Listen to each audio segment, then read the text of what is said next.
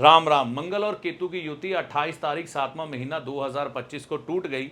इस समय में क्या क्या देखा? विमान दुर्घटना, रेल दुर्घटना, स्कूल की छत गिर जाना, तीर्थ यात्रियों में भगदड़ मच जाना, तीर्थ यात्रियों का उग्र हो जाना और बहुत सी घटनाएं जो आपने इस समय में देखी, जो कि बिल्कुल भी संतुष्ट करने वाली नहीं थी। खास तौर पर विमान दुर्घटनाएं, वह समय अब बीत चुका है। अब मंगल कन्या राशि में आ गए हैं। शनि और मंगल एक दूसरे के आमने सामने हैं।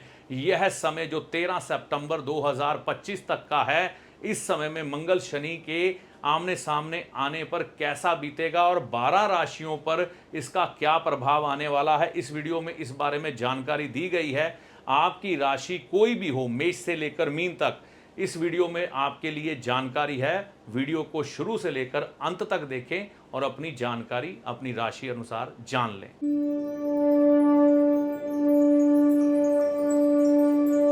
राम राम।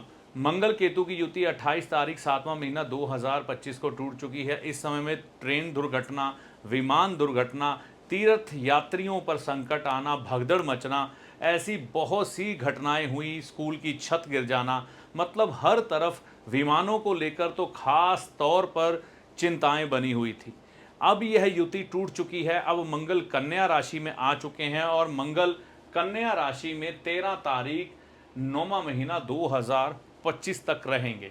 इस समय में क्या प्रभाव पड़ेगा 12 राशियों के ऊपर, यह हमें समझने की कोशिश करनी है। मेष राशि से लेकर मीन राशि पर क्या प्रभाव आएगा, तो मैं आपको यहीं से बताने की कोशिश करूंगा। तो यह समझ लीजिए मेष राशि है। तो मेष राशि से जो मंगल है छठे भाव में आ रहे हैं, तो मेष राशि के स्वामी भी मंगल हैं। तो इस समय में अगर आप कोई कॉम्पिटिटिव एग्जाम वगैरह देने जा रहे हैं, वहां पर आपकी सफलता की संभावना बनेगी। अगर कोई शत्रु आपको परेशान कर रहा है तो वह शांत होता हुआ दिखाई देगा। इस समय में आपने अपने गुस्से पर नियंत्रण रखना है और फोकस अपना बढ़ा के रखना है। सफलता की संभावनाएं इस समय में मेष राशि वालों को मंगल देंगे। हाँ, छोटी मोटी चोट या दुर्घटना होने की संभावना इस समय में आपके ऊपर रहेगी। स्वभाव से थोड़ा सुस्त भी हो सकते हैं। अब बात करते हैं वृष राशि की। वृष राशि के मंगल पंचम भाव में दिखाई देंगे, जो कि संतान भाव है, एजुकेशन का भाव है और यह एंटरटेनमेंट का भाव है, खेल कूद का भी भाव है। तो जो विद्यार्थी है उनकी विद्या सुधरेगी और वह खेल कूद में भी रुचि दिखाएंगे। इस समय में एंटरटेनमेंट भी वृष राशि वालों के जीवन में बढ़ जाएगी। और अगर कोई प्रेम संबंधों में है, प्रेम संबंधों में इस समय में सुधार होता हुआ दिखाई देगा, लेकिन अलगाव की स्थिति भी रहेगी। गुस्से पर नियंत्रण रखें। अगर कोई व्यक्ति अपनी स्टडी को लेकर थोड़ा चिंतित हो रहा है, विदेश जाना चाहता है, तो इस समय में विदेश जाने के जो है ना रास्ते खुलते हुए दिखाई देंगे। बात करते हैं मिथुन राशि के बारे में। मिथुन राशि के अनुसार चौथे भाव में मंगल आ रहे हैं। चौथे भाव में मंगल का आना वाद विवाद दर्शा सकता है जमीन जायदाद को लेकर। हाँ, भूमि बनने के लिए इस समय में ग्रह अनुकूल चल रहे हैं। अपनी माता से या फिर घर के किसी बुजुर्ग से धन लाभ होने की संभावना है। माता को थोड़ा शारीरिक कष्ट इस समय में मिथुन राशि वालों को दिखाई देगा, सावधान रहें। कर्क राशि की बात करते हैं। कर्क राशि के अनुसार यह मंगल तीसरे भाव पराक्रम में आते हुए दिखाई देंगे। योग कारक है इनके लिए मंगल। कई रास्ते खुल जाएंगे। अपनी हिम्मत और बल पर अब ये तरक्की करने की तरफ बढ़ेंगे। इस समय में उन्नति के रास्ते ही कर्क राशि वालों के लिए खुलेंगे। सिंह राशि की बात करते हैं। सिंह राशि के अनुसार यह मंगल जो है यह धन भाव में आते हुए दिखाई दे रहे हैं और इनकी पत्रिका में यह मंगल योग कारक है। भाग्य से सुखों की उत्पत्ति करेंगे ये लोग। पिछले समय में जो कष्ट देख रहे हैं, यह अपने शनि देव की ढैया की वजह से इस समय में मंगल इनको राहत देने का काम करेंगे और जीवन में सुख और भाग्य का इस समय में साथ इनको दिलवाएंगे। बात करते हैं कन्या राशि की। तो इस समय में शारीरिक कष्ट दिखाई देते हैं। इस समय में हो सकता है आपको दवा दारू के लिए डॉक्टर के पास जाना पड़े या किसी चोट का शिकार आप हो जाएं। घर में हेल्थ प्रॉब्लम बढ़ती हुई कन्या राशि वालों के जीवन में इस समय में दिखाई देंगी। बात करते हैं तुला राशि वालों के बारे में। तुला राशि वालों के जीवन में खर्च बढ़ते हुए दिखाई देंगे। इस समय में यह खर्च उनके परिवार और जीवन साथी के ऊपर होने की संभावनाएं बनेंगी। तो इस समय में यह जो मंगल है थोड़ी बहुत हेल्थ प्रॉब्लम भी दर्शा सकते हैं, इससे थोड़ा सावधान रहें। इस समय में गाड़ी वगैरह संभल कर चलाएं, दुर्घटनाएं भी सामने आती हैं तुला राशि वालों के लिए। वृश्चिक राशि वालों के लिए कैसा प्रभाव रहने वाला है? यह मंगल वृश्चिक राशि के पहले और छठे भाव के स्वामी बन रहे हैं, तो इस समय में इनका जो गोचर होगा लाभ में होगा। तो लाभ में गोचर जाना वृश्चिक राशि वालों के लिए धन के मामले में बहुत अच्छा जा रहा है। पैसों के मामले में कई रास्ते खुलेंगे और 13 सितंबर तक यहां पर यह मंगल इनको लाभ देने का काम करेंगे। इनकम के नए सोर्स बन सकते हैं, लाभ की वृद्धि हो सकती है। धनु राशि की बात करते हैं। धनु राशि के अनुसार दशम भाव में चंद्रमा दिखाई देंगे और इनके चंद्रमा पंचम व 12वें भाव के स्वामी हैं। खर्चों में वृद्धि होगी। यह खर्च आपकी संतान पर हो सकता है, घर की सुख सुविधाओं पर हो सकता है, भूमि का आप भूमि खरीद सकते हैं इस समय में। मकान में कुछ एक ज़रूरी सुधार करके मकान को भी अच्छे से बनाने की तरफ बढ़ सकते हैं, कुछ रिपेयर लगवा सकते हैं, गाड़ी खरीद सकते हैं इस समय में। बात करते हैं मकर राशि की। तो मकर राशि के अनुसार चौथे और 11वें भाव के स्वामी बन रहे हैं इस समय में मंगल, और यह मंगल यहां पर चलेंगे इनकी राशि के अनुसार नवम भाव में। नवम भाव में आना यानी कि भाग्य की वृद्धि को दर्शाता है, और इस समय में इनके जीवन में सुख सुविधाएं और लाभ बढ़ता हुआ दिखाई देगा। धन अच्छे तरीके से इनके जीवन में फ्लो करेगा, तो नए रास्ते इस समय में इनकम के खुल जाएंगे। बात करते हैं कुंभ राशि की। कुंभ राशि के लिए मंगल तीसरे और 10वें भाव के स्वामी बनते हैं, और ये जाएंगे कहां पर? यह जाएंगे अष्टम में। तो इस समय में यह अपने आप में थोड़ी सी सुस्ती महसूस करेंगे, किसी भी कार्य को करने में ये पूरी तरह से ऊर्जावान नहीं होंगे।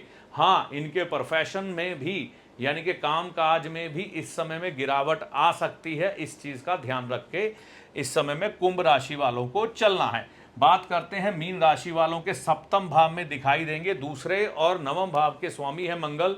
सेहत के लिए अच्छा नहीं है, और यहाँ पर जीवन साथी की सेहत को लेकर भी चिंता रहेगी। हाँ, पैसा अच्छा आता रहेगा, भाग्य का साथ मिलता रहेगा, जमीन जायदाद भी खरीद सकते हैं मीन राशि वाले, लेकिन सेहत को लेकर सावधान रहें।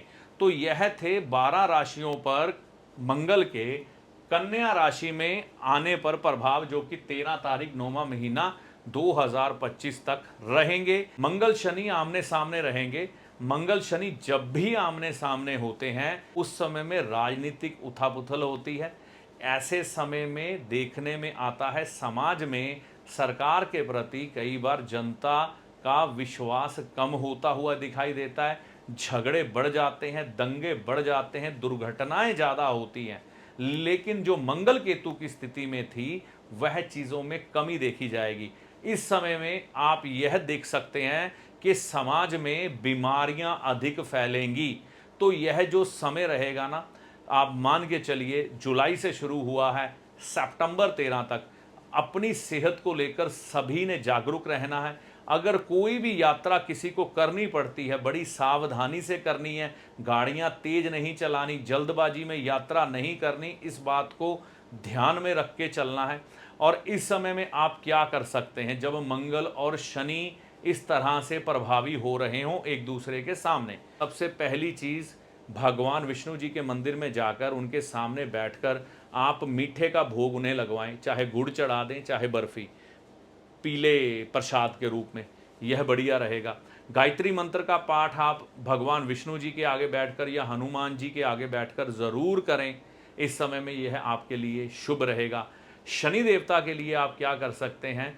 आप शनि देवता के लिए माता लक्ष्मी जी के दर्शन ज़रूर करें, शनिवार के दिन शुभ होगा। और साथ में शनिवार के दिन गौ माता को हरा चारा भी खिला के आएंगे, इससे भी आपको लाभ मिलेगा। मतलब आपको इन संकटों से बचने का एक अवसर बनेगा। और इस समय में अगर आपकी हेल्थ को लेकर कोई एक चेकअप करवाने की ज़रूरत है, वह ज़रूर करवा लीजिएगा, क्योंकि मंगल शनि का आपस में मिल जाना भी आमने सामने दृष्टि के अनुसार हेल्थ प्रॉब्लम कई बार प्रकट करता है। 13 सितंबर तक का समय है, हर एक राशि वाला सावधान रहे, ऐसी आशा करता हूँ यह वीडियो आपके काम आएगा। तो यह जानकारी आपको कैसी लगी कमेंट करके अपनी राय दीजिएगा। वीडियो अच्छा लगा तो लाइक और शेयर करिएगा। देखिए, अंत में एक चीज़ मैं कहना चाहूँगा, ज्योतिषी को हमेशा अपने एक सलाहकार के रूप में देखें जो आपके भले और बुरे समय का ज्ञान आपको देकर आपके कष्टों से आपको बचाने का प्रयास करता है। ना कि ज्योतिषी कोई चमत्कारी बाबा है जो छड़ी घुमाकर धन की ढेरी लगा देगा और आपकी किस्मत बदल जाएगी। ना ही कोई जादूगर जो आपको छलावे में या भ्रम में डाल के आपकी किस्मत बदल देगा। ऐसा कुछ भी ज्योतिषी के पास नहीं होता। ज्योतिषी को हमेशा एक अच्छे सलाहकार के रूप में देखें जो सिर्फ और सिर्फ आपका हित चाहता है। इससे ज़्यादा ज्योतिषी से कोई भी उपेक्षा मत करें। ज्योतिषी जो आपको पथ दिखाता है उस पर चलना आपको होता है अपने अच्छे और बुरे के लिए। आप खुद जिम्मेवार होते हैं आपके कर्मों के अनुसार, और ईश्वर की कृपा के अनुसार आपके उपायों का फल आपको प्राप्त होता है। चैनल पर अगर आप पहली बार आए हैं, बहुत समय से चैनल के साथ चल रहे हैं, तो इसे सब्सक्राइब करके जाइएगा। इस वीडियो में दी गई जानकारी का लाभ माता रानी की कृपा से आपको होगा। जय माता दी।